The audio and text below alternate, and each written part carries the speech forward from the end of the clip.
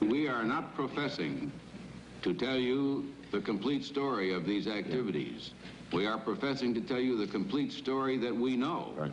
But these records that we've uncovered don't tell the story. They tell pieces of it. This is a story that has been told in bits and pieces. This is an attempt to pull most of it together. We know we don't have the full story. We do, however, have some striking new revelations and insights. The story begins here, just off the nation's front yard, the Mall. The buildings behind me were the headquarters for the World War II Office of Strategic Services.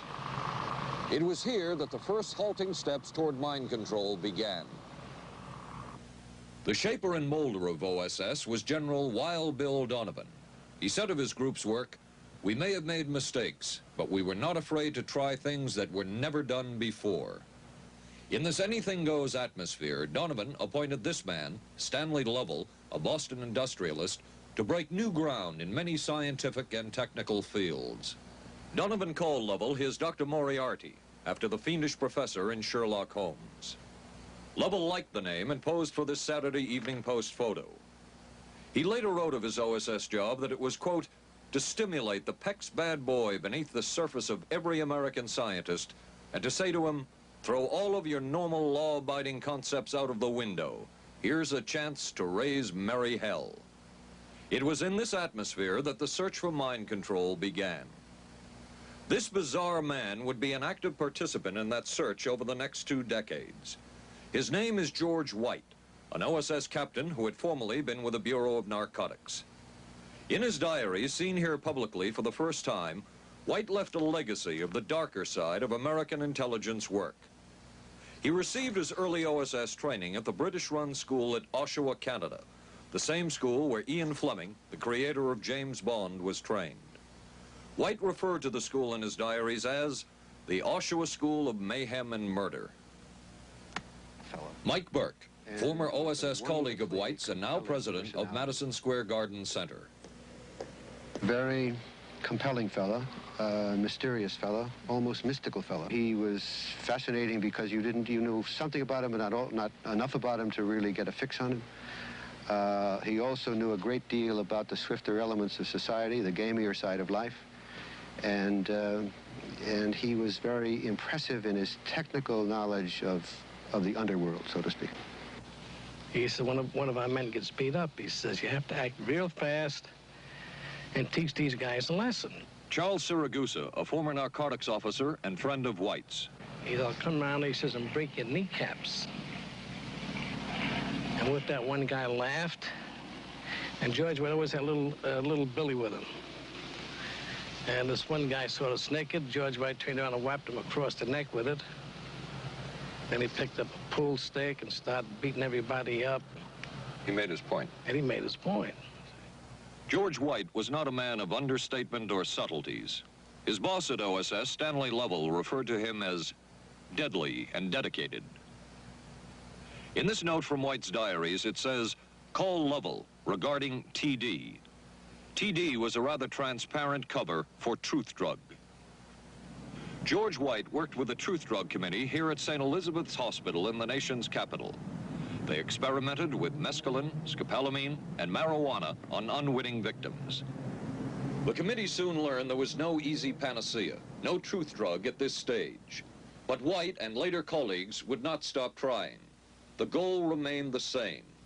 As this 1952 CIA memo says, the aim is controlling an individual to the point where he will do our bidding against his will, and even against such fundamental laws of nature as self-preservation. But it was a discovery here in Basel, Switzerland, at Sandoz Laboratories by Dr. Albert Hoffman that led the intelligence agencies of America to believe that they had found the panacea.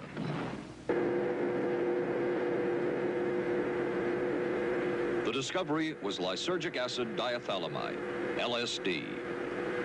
The film that you see is considered by many experts to be the closest illustration of the effects of a hallucinogenic. It was one of the first times that anybody had run into a powerful drug that was different than anything else that they knew anything about. John Gittinger, recently retired chief psychologist for the CIA. This is the first time Gittinger has been interviewed publicly. We could disable a whole city by putting a very small amount on a water supply. After all of these years of us, those of us who are involved in looking for this secret drug, this was the only thing that began to look for the first time like it might be something like that. The CIA's interest in LSD was intense. The worry was that the Russians would get hold of it. Were the Soviets into LSD? I'm going to have to say I'm sure they were, but if you ask me to prove it, I've never seen any direct proof of it. But at one point, intelligence information received from Switzerland said that Sandoz Laboratories was about to put 100 million doses of LSD on the open market. And it caused enough concern within the agency that the United States was prepared to buy the entire supply. However, a slight mistake had been made. The mistake is made public for the first time. I just found out on a new CIA document that there were no such large quantities of LSD on the market. John Marks has filed numerous Freedom of Information suits against the CIA and has unearthed much new material. He is the author of The Search for the Manchurian Candidate, a history of intelligence agency work with mind control. He is a consultant for this report. What happened is that there was a military attaché in Switzerland, an American officer, who got milligrams and kilograms mixed up. In other words, he made a mistake of thinking 1/1000th of a gram was the same as 1,000 grams, which is a mistake of 1,000,000 times. So when the CIA got the intelligence that there were 100 million doses on the market, in fact, there were 100 doses. The man who would oversee the CIA's research into drugs and most of the agency's behavior programs is this man, Dr. Sidney Gottlieb, a chemist. Dr. Gottlieb declined ABC News' request for an interview. In their never-ending search for the miracle weapon, CIA operatives searched here in the remote mountain areas of southern Mexico for what up to then had been considered a myth, magic mushrooms. They used this man, a part-time chemist for the CIA, to dupe this man, a vice president of a bank and an amateur mycologist or mushroom expert, to try to get to the magic mushrooms and turn them into a drug. But it would be the amateur, R. Gordon Wasson and his colleagues, who would win the race and develop the drug psilocybin from the magic mushrooms. We went into the Mazatec area, far from the highways, remote from Mexico City. There we found that rotten bagasse, as it's called, bagasso, covered with mushrooms. These mushrooms I didn't know, had never seen. They were the sacred mushrooms. Wasson would also discover and record the ancient mystical rites of the mushrooms from a local shaman or magical priestess, Maria Sabina. And we were seeing incredible sights. They would go slowly or they would go fast as I ordained. All your senses are rendered acute. We say that you see visions, you see hallucinations, but that doesn't begin to tell this story. The hallucinations are only part of it. You hear sounds, you smell things. The night was thrilling. Word of Wasson's discovery reached the CIA quickly. Dr. James Moore, a University of Delaware chemist, secretly served the CIA preparing deadly chemicals on short notice. Moore was instructed to get close to Wasson and accompany him on another trip to Mexico to get the magic mushrooms. Internal documents show the CIA felt a drug derived from the mushrooms could remain an agency secret. What in the world were they looking for with the magic mushrooms? I think the best answer to that is that they were looking for fundamental information on compounds that would be capable of causing changes in behavior, changes in mental attitude. Did you ever consider what would have happened if any of these substances were given to, say, unwitting people? Oh, I don't remember having considered that specifically. What if you, I trust perhaps you've thought about it. Well, I haven't worried about it. Your question again, what would I have thought had I known that Any of these substances would have been given to unwitting persons?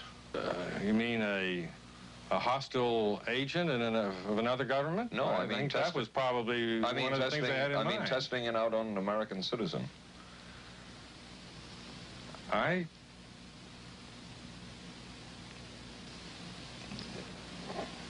I guess I must seem very, very cold-blooded about this, but I don't recall ever having been very much preoccupied with that issue.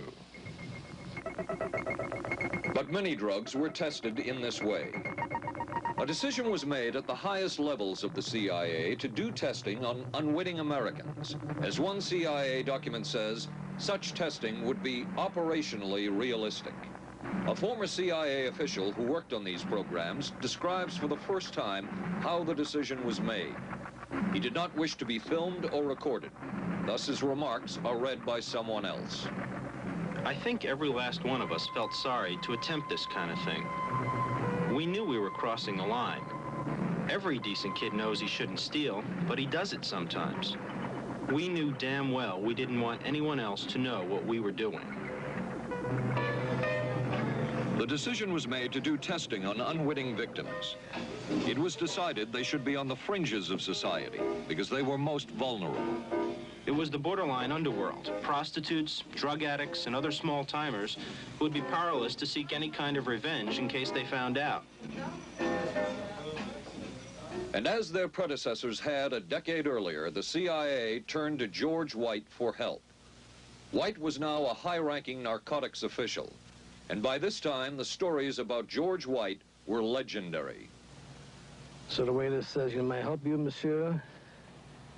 And George White was busy talking with me. He paid no attention to the waiter, so the waiter tapped him on the shoulder, says, "May I help you, monsieur?" George White turned around, whipped his gun out, and stuck it in the guy's face like this in this crowded restaurant. George White did not mind bending the law, and he knew the street well. He was the ideal choice for what the CIA had in mind. We were Ivy League, white, middle class. We were naive, totally naive about this, and he felt pretty expert. He knew the whores, the pimps, the people who brought in the drugs. White set up so-called safe houses for the CIA in New York, here in Greenwich Village, and later in San Francisco, in this hotel, and in an apartment atop Telegraph Hill with a commanding view of San Francisco Bay. While the existence of these safe houses was disclosed last year, details of what took place within them has not been told. A former CIA official who worked in the safe houses reveals that they were used not only for drug testing, but to study sexual behavior and how it could be used to manipulate people. We did quite a study of prostitutes and their behavior. How do you take a woman who is willing to use her body to get money out of a guy to get him to talk about things which are much more important, like state secrets? We learned a lot about human nature in the bedroom. We started to pick up knowledge that could be used in operations. There would be victims in all of this, but as the agency knew, they couldn't fight back. Some entries from George White's diaries. Clarice gets horrors. Janet, sky high. As one agency memo says, we have no answer to the moral question. The safe houses were not the only testing grounds. Millions of dollars would be spent on LSD research at universities throughout the country. And word would begin to spread on campus about this so-called mind-blowing drug. And suddenly, there was the counterculture of the 60s. I give the CIA a total credit for sponsoring and initiating the entire consciousness movement, counterculture events of the 1960s. Dr. Timothy Leary, the 1960s Johnny Appleseed of LSD. The CIA funded and supported and encouraged hundreds of young psychiatrists to experiment with this drug. The fallout from that was that the young psychologists began taking it themselves, discovering that it was an intelligence-enhancing, consciousness-raising experience. I know that some of the studies in which the CIA had supported, used as subjects people who later became strong proselytizers of LSD. So in that sense, yes, I think it did sustain the perpetuation of the use of the drug. And it's rather ironic, isn't it? The counter case that I would make in relationship to that is to remember that the people who were doing the research were people who would be doing the research regardless of who was the sponsor. I don't think anybody working in that time in the remotest ever thought that it would blow up into the kind of thing that it did.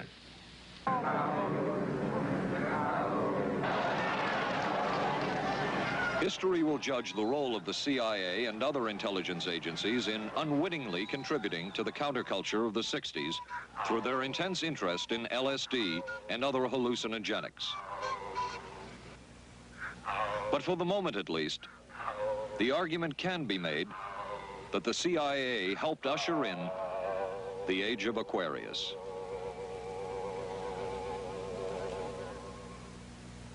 Covering a span of history such as we are in this report, one can get sidetracked by the so-called glamour and mystery of espionage work or by the exotic qualities of some drugs.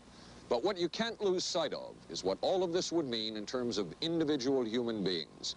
There would be deaths, there would be long-lasting and harmful effects. The best-known case is that of this man, Frank Olson, a chemist employed by the Army Chemical Corps, who in 1953 was slipped LSD unknowingly at a meeting with CIA officials. Shortly after that, Olson went into severe depression. He ended his life at this New York hotel by diving through a shaded closed window in his 10th floor room. Frank Olson was the first known fatality in the CIA's LSD program. Olson left behind a widow, Alice, and 3 children, but it would be years before they learned the real story of his death. Shortly after his suicide, Alice Olson was visited by Dr. Sidney Gottlieb, the man who had administered the drug, and by Robert Lashbrook, his deputy, who was the last person with Frank Olson the night of his death. It was probably to check me out and see whether I was handling myself and handling the situation, whether I was hysterical. And I'm sure they left the house feeling ever so much better because I had been gracious and hospitable to them, so that I must have played right into their hand and made them feel fine. 23 years later, how did you feel about that meeting? My anger was unbelievable at how I had been duped for this length of time, and the anguish which was unnecessary. Anyone who knew during all of those years never told Alice Olson the real story of her husband's death. She would discover it by accident more than 2 decades later. In essence, it was a 22-year-long cover-up.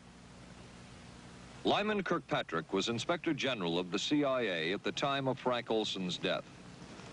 But had not the Olson case occurred within the secret confines of the CIA, would not this case have been a prosecutable case? Perhaps manslaughter? I would think definitely prosecutable, and certainly from the point of view of of Mr. Olson, why it should probably have been actionable.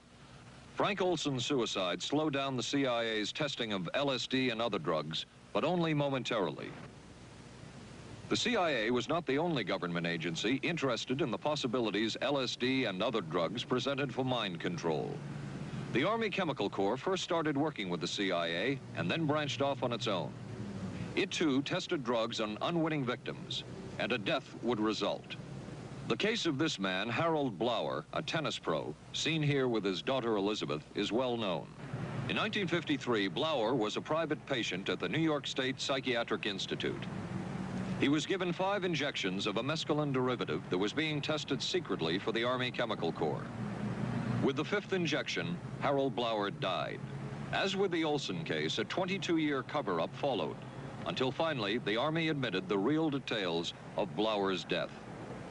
Since the initial news stories of Harold Blower's death, close to 5,000 documents, previously classified, have been released by the Army and obtained by ABC News.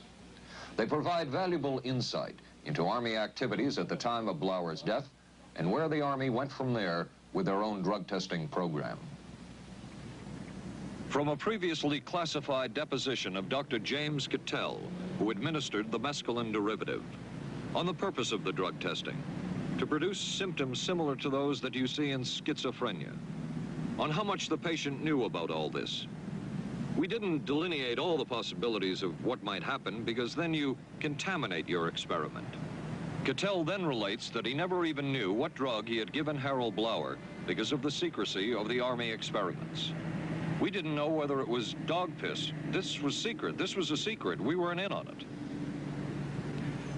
We asked Blauer's daughter Elizabeth for her reaction. What? How can anybody react to that? I mean, that is so far from what you'd expect from a human being, never mind a doctor, never mind a professional specialist who's supposed to care about people's minds. It's unbelievable. A suit filed by Elizabeth Barrett against the Army Chemical Corps is now pending in federal court. Other Army experiments continued on mental patients around the country. Work done at the Tulane Medical Center in New Orleans involved several drugs, hallucinogenics, and electrodes implanted in the brain. The chief researcher was Dr. Russell Monroe, now head of the psychiatry department at the University of Maryland. These are various progress reports written by Dr. Monroe and recently obtained by ABC News. From one of the progress reports, a report of a woman who had electrodes implanted in the brain and was then given LSD and other drugs. She became agitated, cried, lapsed into a trance-like state.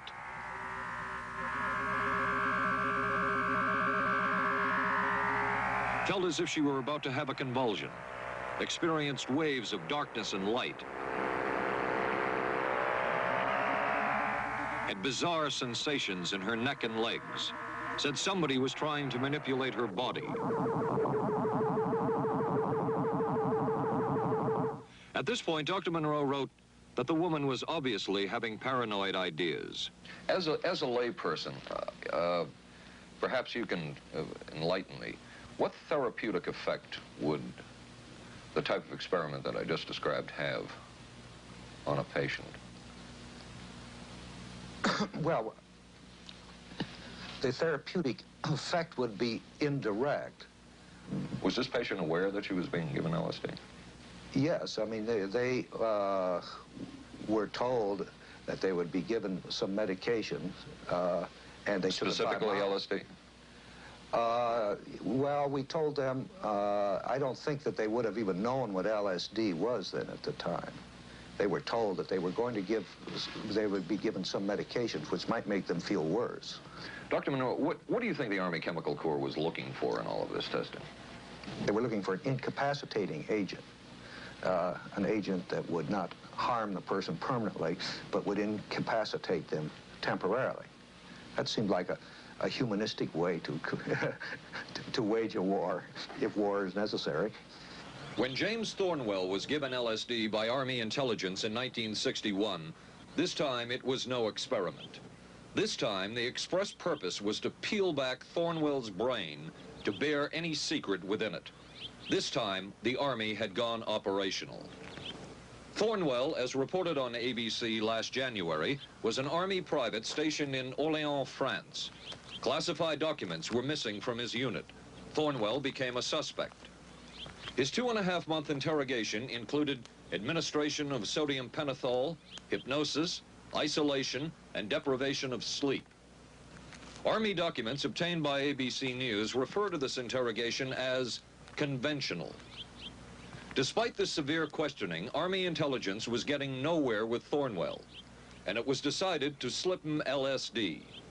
For 16 years, Thornwell never knew what had hit him. Tell me about the acid. I'd rather not. It's a bad trip. It's a bad trip. That was a bad trip. The pain was so excruciating. Felt like somebody was sticking me with 1,000,000 pins.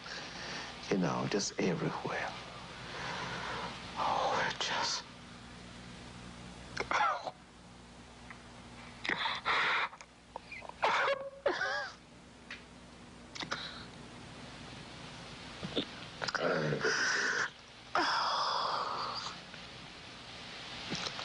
You want to stop for me?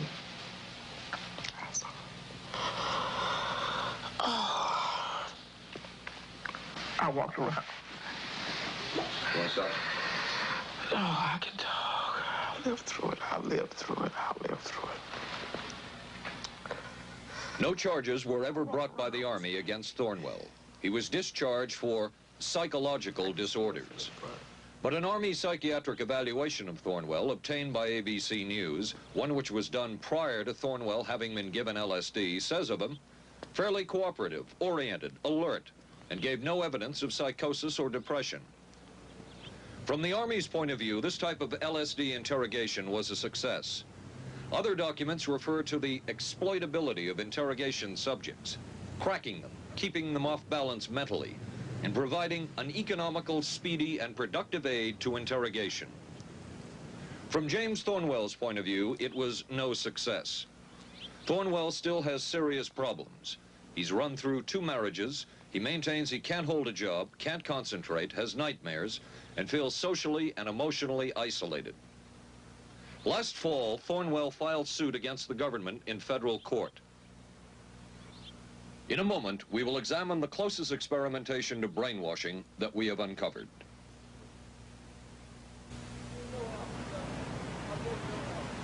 By far, the most chilling experiments we have uncovered took place at this Gothic estate called Ravenscrag, halfway up Mount Royal in Montreal. It houses the Allen Memorial Institute of Psychiatry of McGill University. It was here that the CIA funded a series of experiments, severe experiments. The work was done by the Institute's then director, Dr. Ewan Cameron. It is the closest experimentation to brainwashing yet disclosed. His work, unprecedented in psychiatry, consisted of 3 areas which he called sleep therapy, psychic driving, and the ultimate depatterning. Dr. Maurice Dongier, current head of the Allen Memorial Institute. In his psychic driving, so-called type of therapy, he would give the patient intensive electric treatment in order to make the patient regress deeply, become forgetful, and then he would attempt to implant new ideas in the mind of the patient.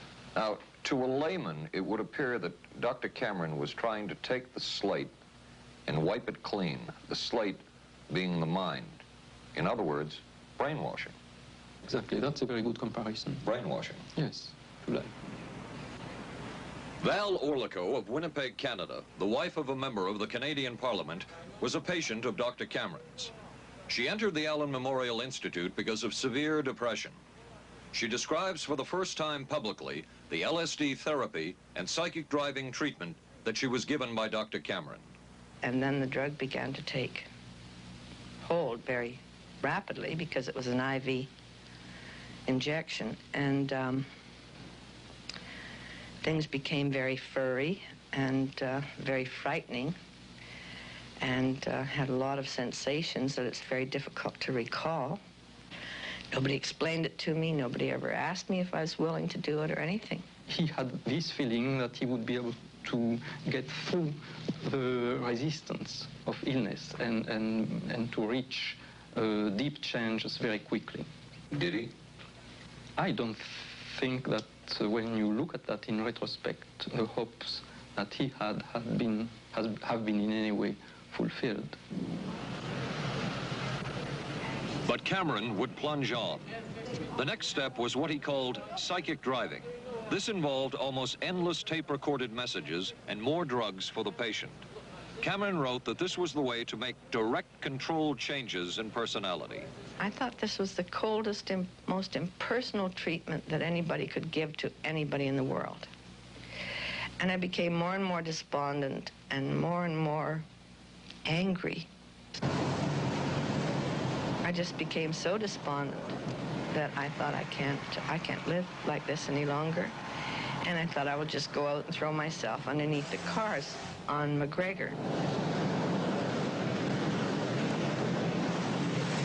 I stood on the curb of that street and I stood there and I thought, okay, go.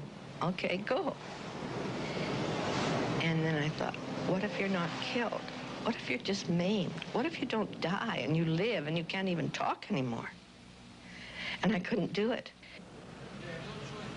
The most severe technique Cameron used was de-patterning. He described it as breaking up the existing patterns of behavior by means of intensive electroshock therapy with prolonged periods of sleep. He carried out these experiments in something he called the sleep rooms. People in there were like babies. They cried and they were very disoriented. And we were very afraid of the sleep room. We used to walk very carefully against the side of the corridor that was opposite the sleep room with our backs to the wall when we'd go by. Cameron used this combined sleep electroshock treatment on patients as long as 30 days. One patient he kept asleep for 65 days. Cameron retired, and his successor, Dr. Robert Cleghorn, ordered a follow-up study on the patients treated with Cameron's de-patterning method. Showed that it was no more beneficial in its result than the use of more conservative methods. But the follow-up study showed that 60% of those who had been de-patterned still had amnesia for periods of anywhere from 6 months to 10 years. That's quite a memory loss, isn't it? That is a memory loss. Indeed it is. It's I think, more than desirable. In retrospect, does Dr. Cameron's experimentation and his treatment appear harsh? I would say yes. I mean, this forceful type of approach that I was describing to you is definitely, it can be said that it's harsh.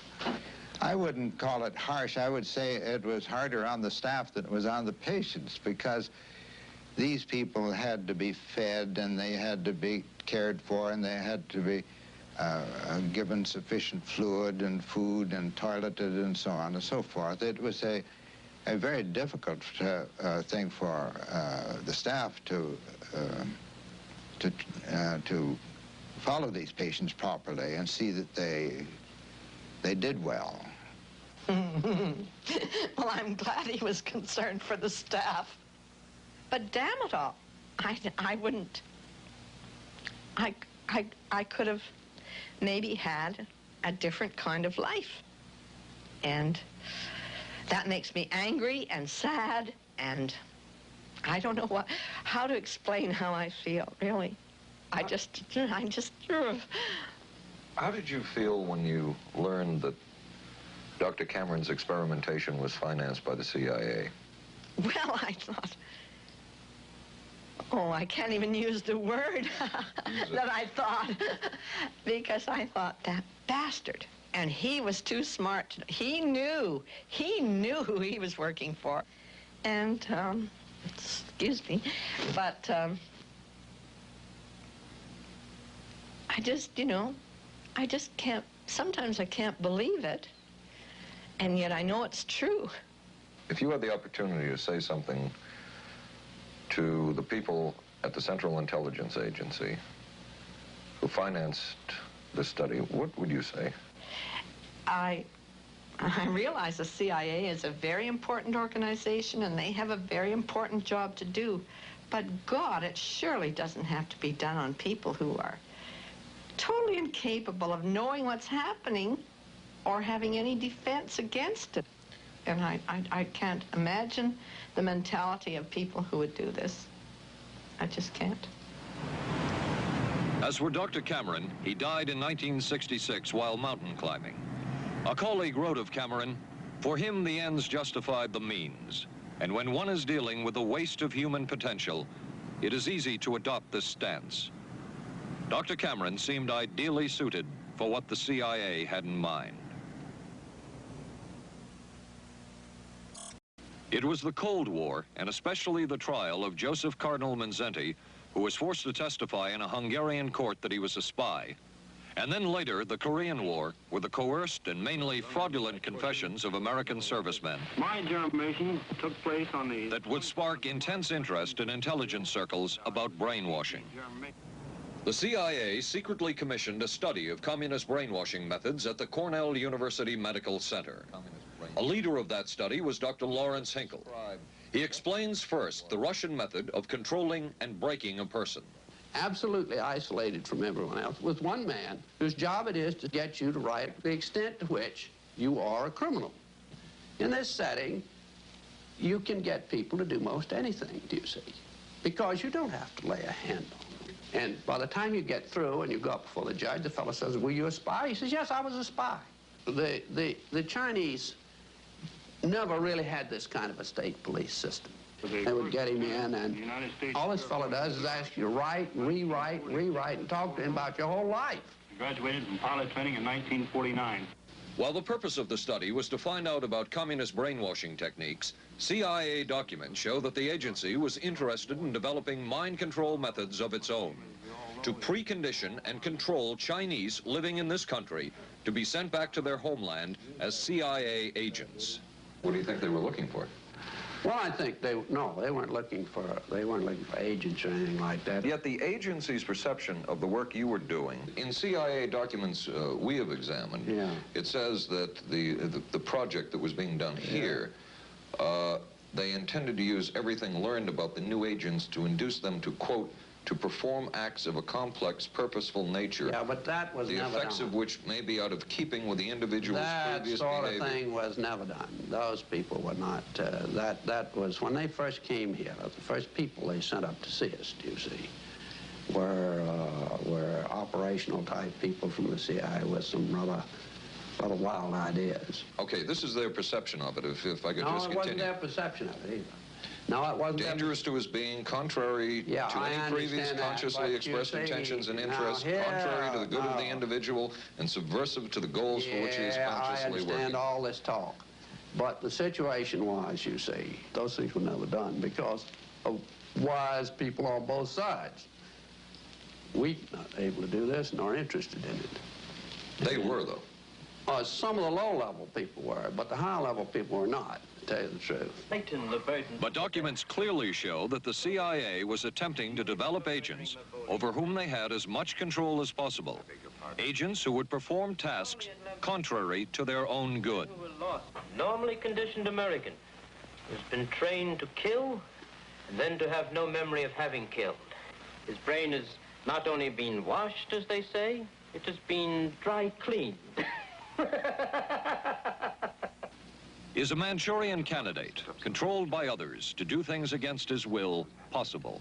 It was a remarkable film because, as far as I'm concerned, it made something totally impossible seem absolutely credible. I would say the answer is yes, but there are many qualifications to that. Dr. Milton Klein, a psychologist, a clinical and experimental hypnotist, and unpaid consultant to the CIA. The qualifications would be the subject selected to produce the kind of behavior that you wish, the amount of time, the procedures that are utilized, and the motivations of the people who are designing, executing, and administering the procedures. You're asking whether an individual can be, under hypnosis, influenced, coerced, persuaded, shaped to perform an antisocial act, or a destructive act, or an act of violence. My answer would be yes. Captain Marco, will you be good enough to lend Raymond your pistol, please? Yes, ma'am.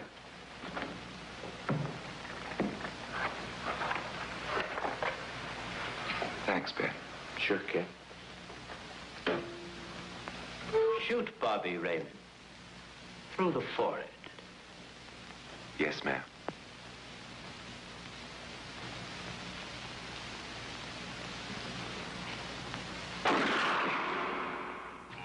How valuable a tool can hypnosis be in the intelligence field? None whatsoever. It has absolutely no use because nobody's ever been able to do that I know of, do it in an operationally feasible way. I'm not in any way saying that hypnosis doesn't take place. I'm not saying there's nothing to it.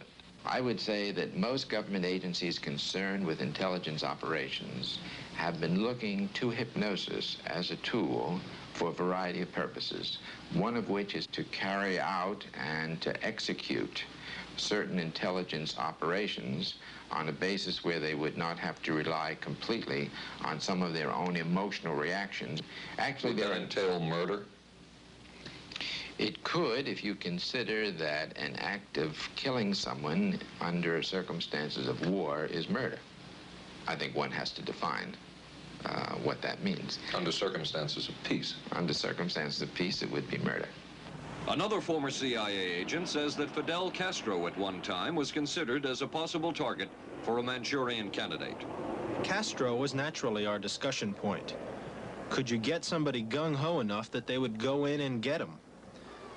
But if you have 100% control of a guy, you have 100% dependency. If something happens and you haven't programmed it in, you've got a problem. So in the end, it was decided that a Manchurian candidate was not feasible. But the search for mind control continued. But could the mind be controlled? Perhaps not. But is human behavior predictable? In this area, the CIA did make a significant breakthrough. A personality assessment system designed by the agency's chief psychologist, John Gittinger. It comes close to being able to predict how humans will behave. It's really a descriptive system, an attempt to try to describe personality in a relatively systematic way so that hopefully you can get some kind of an idea to predict what the behavior between different kinds of individuals. Gittinger's system had many uses in intelligence work. One was to draw personality portraits of world leaders. Using Gittinger's system, the agency concluded the Shah of Iran is a brilliant but dangerous megalomaniac whose basic problems resulted from an overbearing father. And there were other applications. Your assessment staff played a key role in helping other governments pick their police intelligence agencies, including, we've learned, the Korean CIA, Uruguayan National Police. Can you tell us about this? No. Author John Marks. The former #2 CIA man in Uruguay told me how in 1966, John Gittinger and an assistant traveled down to Uruguay and gave the tests in order to select members of the Uruguayan intelligence service. A psychologist who used to work for the CIA told me in 1961 he personally traveled to South Korea as part of an American CIA effort to set up the Korean CIA and to give the personality tests to candidates for the Korean CIA to choose the best man for their secret police. But one of the basic functions of Gittinger's system was finding the vulnerabilities of an agent, a double agent, or a potential agent. In its applicability to intelligence work, isn't the PAS system looking for a person's soft spot? Well, of course, the answer to that is yes, but I hasten to say soft spot. This is what I consider a negative word. Of the hundreds of behavioral projects undertaken by the CIA, Gittinger's appears to have been one of the more successful and more conventional. Other experiments were not as conventional. Neurophysicist Dr. Jose Delgado was financed by the Office of Naval Research. In this experiment, the bull is sedated. Electrodes are implanted in its brain. Delgado transmits an electronic impulse to the center of the bull's brain. Delgado has remote control of the animal. Recently released CIA documents refer to the feasibility of remote control of animals and that special investigations will be conducted toward the application of selected elements of these techniques to man. Other areas were examined through the 60s and 70s. Brain surgery, psychosurgery, creation of amnesia, parapsychology, manipulation of genes. Even though past and present CIA officials have indicated this kind of work ended in 1963. All truth, nothing but... And one of those who took part in these programs. Thank you, sir. In 1977, the Senate subcommittee heard testimony from many of them, but the testimony was not that revealing. According to one of them, they agreed amongst themselves to keep the inquiry within bounds that would satisfy the committee. Former narcotics officer Charles Siragusa says that he was asked to limit his testimony by the man he reported to at the CIA. He wanted me not to say anything. To perjure yourself. That's right. Well, either that, I'd have to perjure myself or take the Fifth Amendment. And I'm not about to take the Fifth Amendment for anybody. Okay. Former CIA chemist Robert Lashbrook testified he had no first-hand knowledge of the agency-run safe houses when, in fact, he supervised one of them. There was very little... And according to George White's diaries, was at a safe house when White conducted what he called an LSD surprise experiment. Dr. Sidney Gottlieb, whom we recently filmed near his California home, oversaw many of the CIA behavioral programs. He retired in 1973 and destroyed the records of this work. In sort of a valedictory letter, Dr. Gottlieb wrote that he and his colleagues had been able to maintain contact with the leading edge of developments in the field of biological and chemical control of human behavior. Dr. Gottlieb also testified before the Senate subcommittee, but from an anteroom where he could not be filmed because of what his lawyer termed health and cardiac problems. Dr. Gottlieb declined ABC News' request for an interview. And what of George White, the man who helped the agency in so many of its programs? He would retire here to Stinson Beach, California. And shortly before his death, he wrote to his boss at the CIA, Dr. Sidney Gottlieb, and summed up his career by saying, "It was fun, fun, fun. Where else could a red-blooded American boy lie, kill, and cheat, steal, deceive, rape, and pillage with the sanction and blessing of the All-Highest?" Has mind control been achieved? From all of the available evidence, it appears doubtful. The human will has prevailed up to this point. But as we have seen, work is continuing in this field, work that we still don't know very much about. How deeply are the Russians and other dictatorships into all of this? We really can't say, and the CIA is reluctant to give out information about it. But the basic question remains, what place does all of this have within a democracy? One final point should be made. As one of the persons who worked on these programs told us, we are very capable, conscientious, and very dedicated scientists working for our country. Their work speaks for itself. This is Paul Altmaier for ABC News. Good night.